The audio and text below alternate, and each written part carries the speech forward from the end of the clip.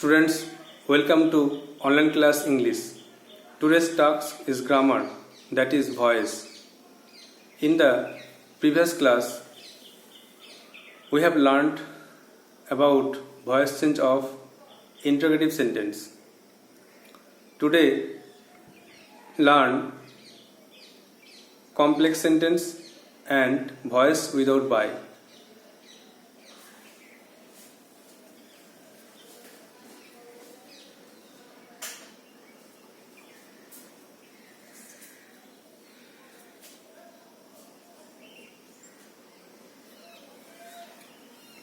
In the previous class, we have learned about voice change of interrogative sentence of WH word and auxiliary verb helping verb.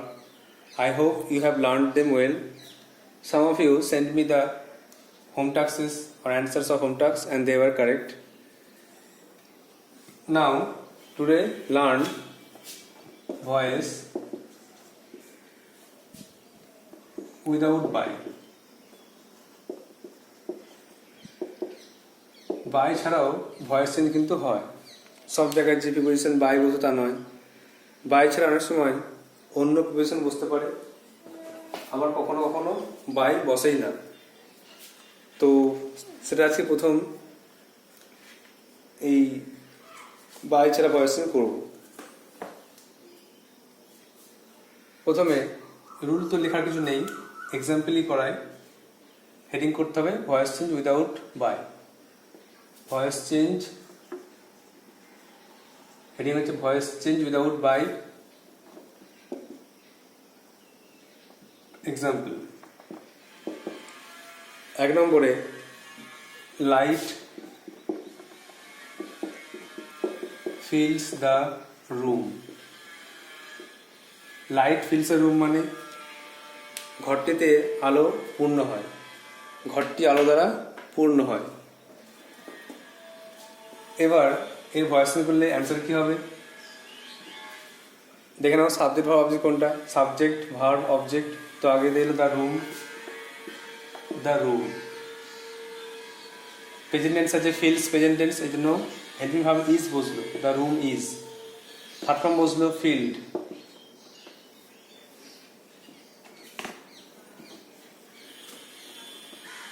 The room is filled. এরপরে dash light কি হবে? With light না by light না for light to light? তো the room is filled, আলো দ্বারা পূর্ণ হলো, এই জন্য উইথ লাইট। এখানে কিন্তু বাই লেখা যাবে না। The room is filled with light, ঘরটি আলো দিয়ে পূর্ণ হলো। একইভাবে নেক্সট কোশ্চেন, হিজ বিহেভিয়ার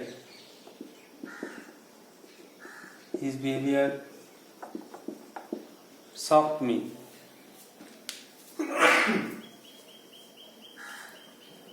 তার আচরণ আমাকে অবাক করেছিল। His behavior shocked me. এখানে দেখো কোন টেন্সে আছে? His behavior subject, shocked verb, past টেন্সে আছে, me অবজেক্ট। তাহলে প্রথমে আই চলে আসবে, আই। যেহেতু পাস্ট টেন্সে আছে ভার্বটা বুঝতে হবে কোন টেন্সে আছে, তাহলে ওয়াজ না ওয়্যার? Was, I was. তারপরে third form shocked, I was shocked. তারপরে শকডের পরে অ্যাট হবে, শকড অ্যাট, চমকে যাবো। I was shocked at his behaviour.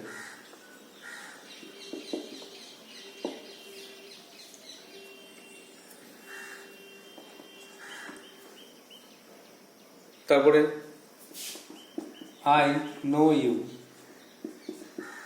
আমি তোমাকে চিনি। তাহলে এটা ভার্সন করলে কি হবে? ইউটা আগে আসছে, ইউ। নো, নিউ, নোন, তিনটা ফর্ম প্রেজেন্ট টেন্সে আছে। আর প্রেজেন্ট টেন্সে হেল্পিং ভার্ব অ্যামিজার বসে, তাহলে ইউ এর পরে are, you are. Third form known, আর নোনের পরে কিন্তু বাই বসে না, টু বসে, তাহলে you are known to me. তাহলে এখানে উইথ বসলো, অ্যাট বসলো, টু বসলো। এইভাবে সবসময় যে বাই হবে তেমন নয়, বাই ছাড়াও কিন্তু ভয়েস চেঞ্জ হয়। এবারে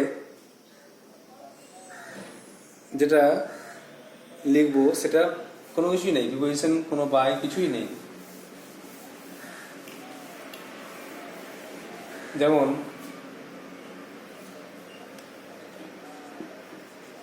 we call the tiger our national animal. আমরা বাঘকে বলি আমাদের জাতীয় পশু।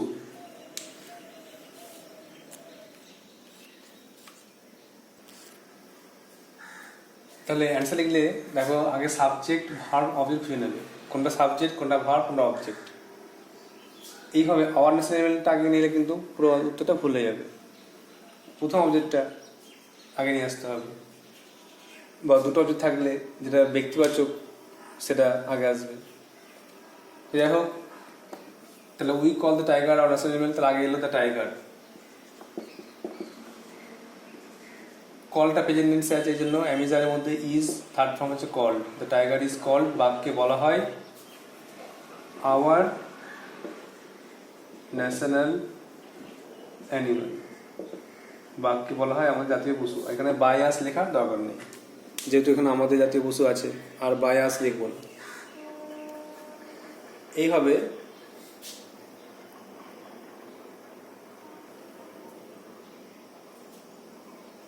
বাই ছাড়া ভয়েস করা হলো। এবার কিছু হোম টাস্ক দেওয়া হচ্ছে, যেগুলো তোমরা বাড়িতে করে দেখাবে।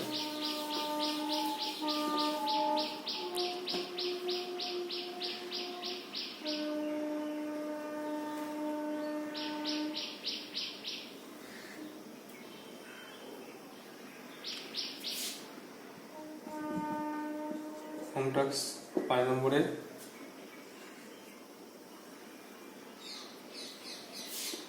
tear fills her eyes, তার চোখে জল আসে।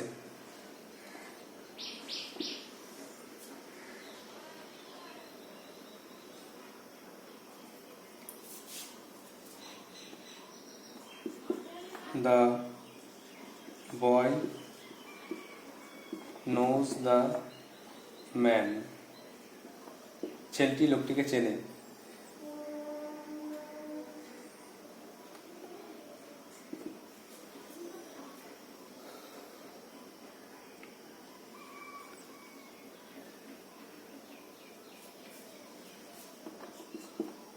Her manner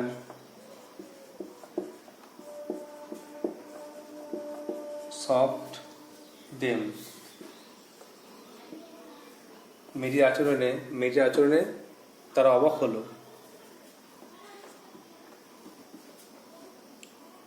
8 নম্বরে, we call the lion our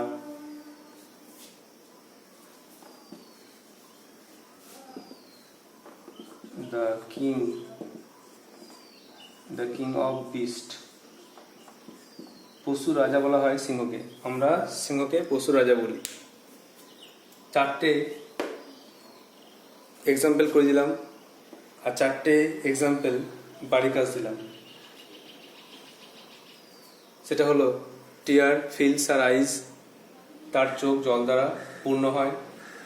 the boy knows the man,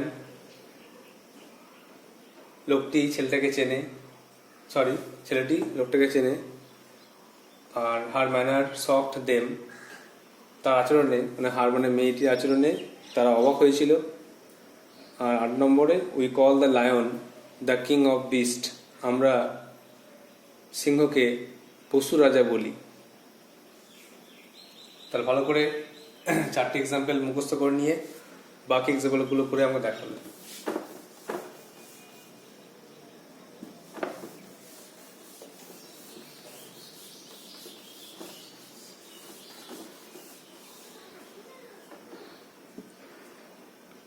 next হচ্ছে voice change of complex sentence.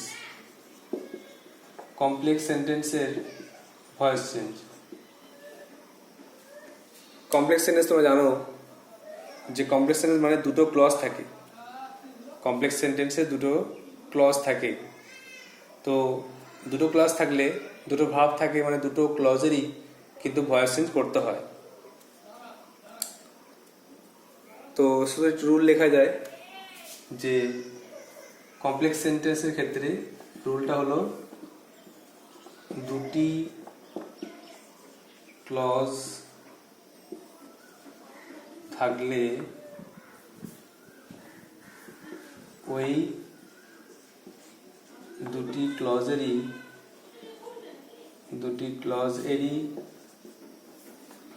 Voice change হয়। তো দুটো ক্লজ থাকলে দুটো ক্লজেরই ভয়েস চেঞ্জ করতে হবে। এক্সাম্পল দেখো, 1 নম্বরে উই নো দ্যাট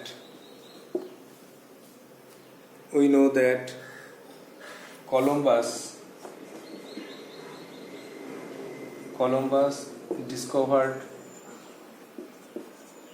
America. আমরা জানি যে কলম্বাস আমেরিকা আবিষ্কার করেছিল। এখানে উই নো দ্যাট, এখানে উই নো ইট ধরে নেবো, উই নো ইট একটা ক্লজ ধরে নেবো, আর কলম্বাস ডিসকভার্ড আমেরিকা এই একটা ক্লজের বাকি ভয়েস চেঞ্জ করবো। উই নো ইট একটা ভয়েস চেঞ্জ করবো, আবার কলম্বাস ডিসকভার্ড আমেরিকা এর ভয়েস চেঞ্জ করবো। তাহলে অ্যান্সার কি লিখবো? উই নো ইট, তাহলে লিখবো it is known to us. We know it ধরলে it is known to us that join করছি। তার বাকিটা Columbus discover America, subject verb object, এটা কি হবে? তাহলে আমেরিকা আগে এলো, আমেরিকা পাস্ট টেন্সে আছে, was third form discovered by Columbus. Well, it is known to us that America was discovered by Columbus. তাহলে কমপ্লেক্স সেন্টেন্স দুটো ক্লজ, একটা মেন একটা ডিপেন্ডেন্ট, যেমন এখানে উই নো এটা মেইন ক্লজ, আর দ্যাট থেকে বাকিটা ডিপেন্ড ক্লজ। তো আগে তোমার ক্লজ থেকে জানো, ফ্রেজ ক্লজ সব শেখা আছে। তো দুটো ক্লজ থাকলে কিন্তু দুটো ক্লজই ভয়েস চেঞ্জ করে অ্যান্সার লিখতে হবে। নেক্সট দেখো 2 নম্বরে একই রকম দেওয়া হচ্ছে,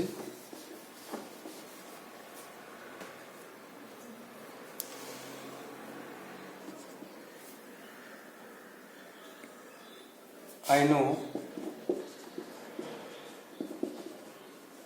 that he did this. আমি জানি যে সে এই কাজটা করেছে, তাহলে আই নো একটা অংশ হবে, আর হি ডিড দিস আরেকটা অংশের ভয়েস করতে হবে। তাহলে এখানে আই নো, তাহলে লিখতে পারি ইট ইজ, এটাকে দ্যাটটাকে ধরলাম যে ইট is known to me that. অনেক সময় ইট ইজ নোন দ্যাট লিখতে পারি, টু মি না লিখতে পারি। ইট is known to me that, আমি জানি যে এখানের মধ্যে দিসটা আগে এলো, দিস, তারপরে পাস্ট টেন্সে আছে was, third form done by him. It is known to me, আমার জানা আছে that this was done by him, যে এই কাজটা কিন্তু সে করেছে।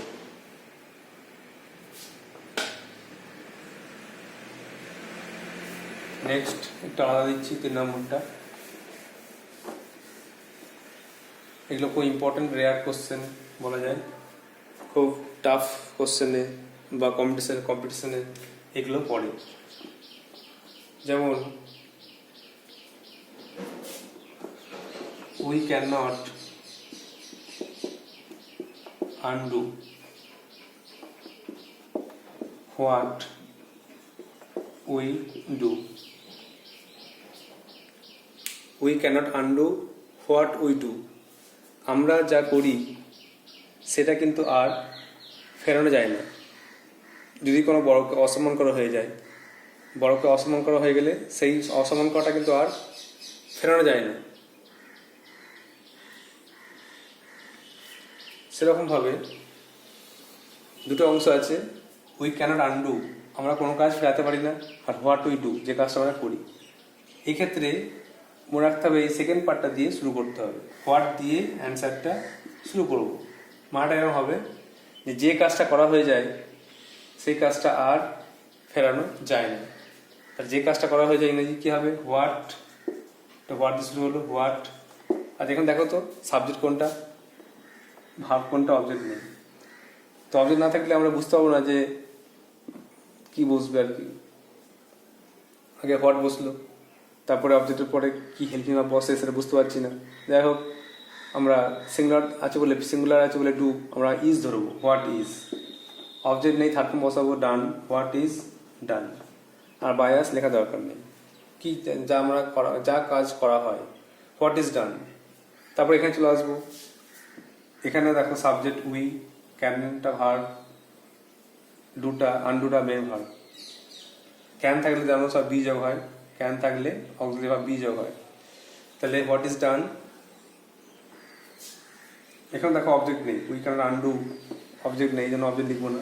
হোয়াট ইজ ডান, তার ভার্বটাই লিখবো, helping verb can not, be যোগ হয়, থার্ড ফর্ম হচ্ছে আনডান। আর বাই আস লিখবো না। সবাই জানে যেটা আমরা যে কাজটা করি সে কাজটা ফেরাতে পারে না, সবাই জানে, জন্য বায়াস লেখা দরকার নেই। তাহলে কোশ্চেন এই অ্যান্সারটা ভালো করে মুখস্থ করতে হবে। শুধু মনে রাখতে হবে যে হোয়াট দিয়ে শুরু হবে, আর বাংলা অর্থটা যে হোয়াট ইজ ডান, যে কাজটা করা হয়, ক্যান নট বি আনডান, সেটা কিন্তু আর ফেরানো যায় না। তাহলে what is done can not be undone. Next দুটো হোম টাস্ক লিখতে হবে।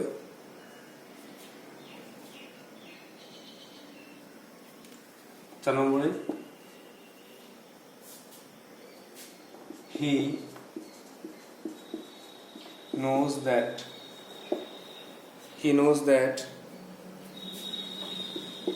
she will solve the problem. He knows that she will solve the problem. সে জানে যে সে সমস্যাটা সমাধান করবে। তো ক্লজ, কমপ্লেক্স সেন্টেন্স দুটো ক্লজ ভয়েস চেঞ্জ করবে নিজে, এটা হোম টাস্ক থাকবে। আর লাস্ট ওয়ান 5 নম্বরে দেখো, we must endure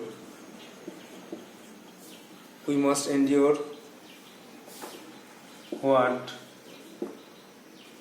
we cannot cure. We must endure মানে আমরা নিশ্চয়ই সহ্য করব কোনটা, what we can not cure, যেটাকে আমরা সুস্থ করতে পারবো না বা যেটা আমরা ঠিক করতে পারবো না। এটাও একইভাবে আগেকার এক্সাম্পল দেখে করে নেবে। হোয়াট দিয়ে শুরু করতে পারো, ক্যান নট থাকলে কী যোগ হবে, মাস্ট থাকলে কী যোগ হবে, হেল্পিং ভার্ব, এগুলো ভালো দেখে নেবে। দুটো অংশ ধরে করবে, আগে হোয়াট দিয়ে করবে, তারপর এই পার্টটা করবে। মাটা বলছে আরেকবার যে আমরা নিশ্চয়ই সহ্য করে নেবো যেটা আমরা ঠিকঠাক করতে পারবো না, যা আমরা সুস্থ করতে পারবো না সেটাকে আমরা সহ্য করে নেবো, সেটাকে আমরা মেনে নেব।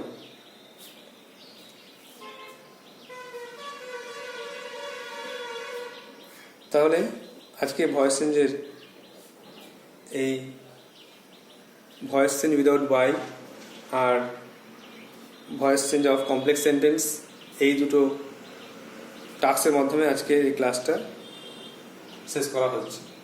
আর তোমাদের আগের ক্লাসে ইন্টারোগেটিভ সেন্টেন্সের যে হোম টাস্ক দেওয়া আছে সেটা তোমরা সলভ করে দেখাবে যে হোম টাস্কগুলো দেওয়া হচ্ছে সেগুলো নিজে পারছো কিনা।